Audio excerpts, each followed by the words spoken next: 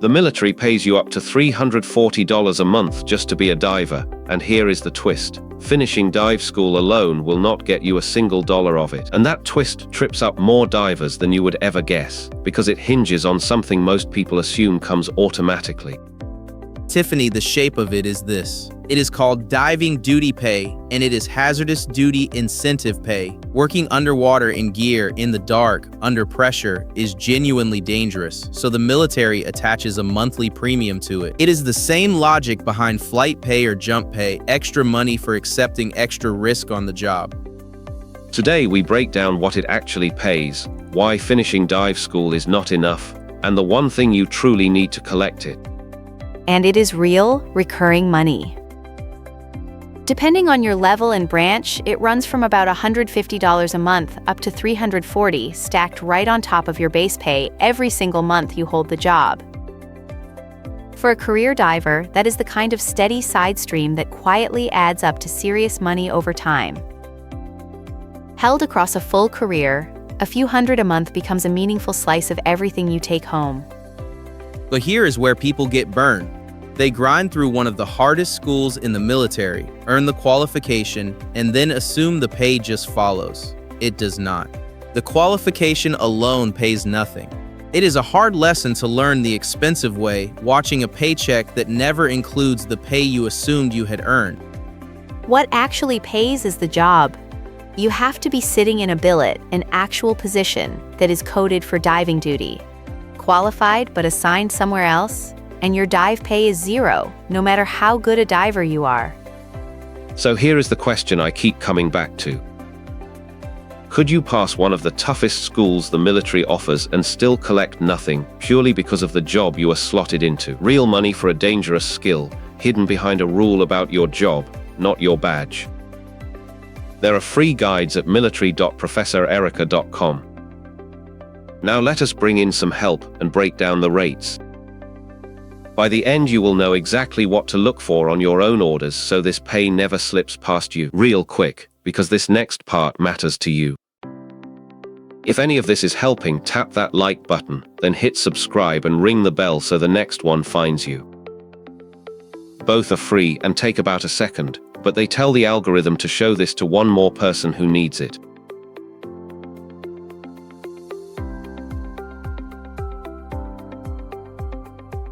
Professor Lindquist is joining us at the desk to help make sense of the rates, because dive pay is not one flat number.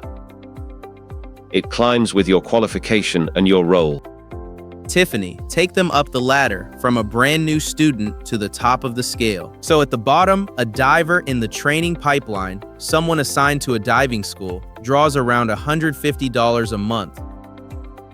That is the entry rung, and it starts while you are still learning the trade. And at the top, an enlisted master diver, or a specialized operator like a SEAL delivery vehicle operator, can reach about $340 a month. That is the ceiling for the most demanding, most qualified divers. And officers sit a little differently. They do. A diving officer generally draws around $240 a month, and on the Marine side, combatant divers land around $215. The theme across every branch is the same. The more demanding and specialized the diving, the higher the monthly rate the service is willing to attach to it. It is a clean reflection of risk and skill. The deeper, darker, and more technical the diving, the more the service is paying you to keep doing it. So a ladder from about $150 up to $340, set by how deep into the specialty you go. Next, the catch that decides whether any of it reaches you.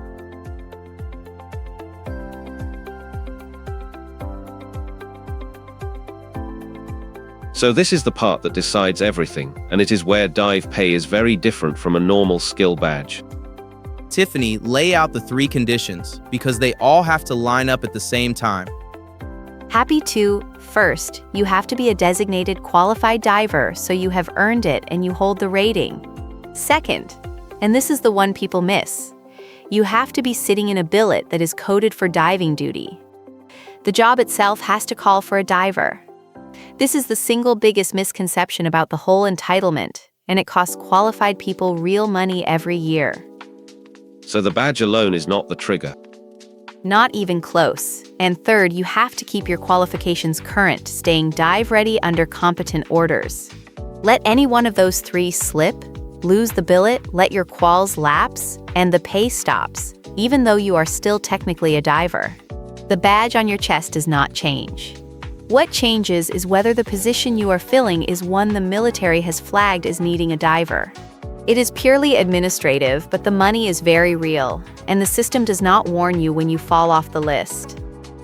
And that is why you see qualified divers drawing nothing. Exactly. Somebody finishes dive school, then gets assigned to a job that has nothing to do with diving. They are fully qualified, but their billet does not call for a diver, so there is no pay. The skill did not vanish. The position just does not carry the entitlement.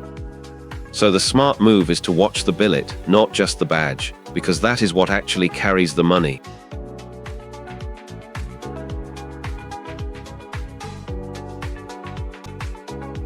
Professor Lindquist, let me hand you the real number.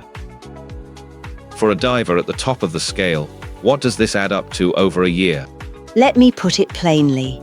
At the top rate of about $340 a month, you are looking at roughly $4,000 a year, every year you hold that diving billet. Tiffany, put that in perspective for a career.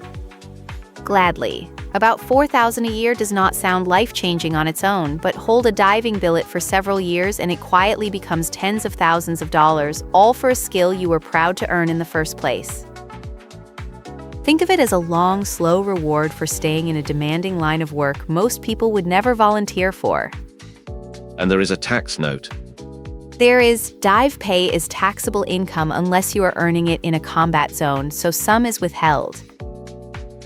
It is still a clean bonus for the work, just budget around what actually lands, not the sticker rate. It is the same rule that applies to almost every special pay. The headline figure is the gross, and the number you can actually spend is a little smaller once the withholding comes out. And that is the mindset I would leave people with.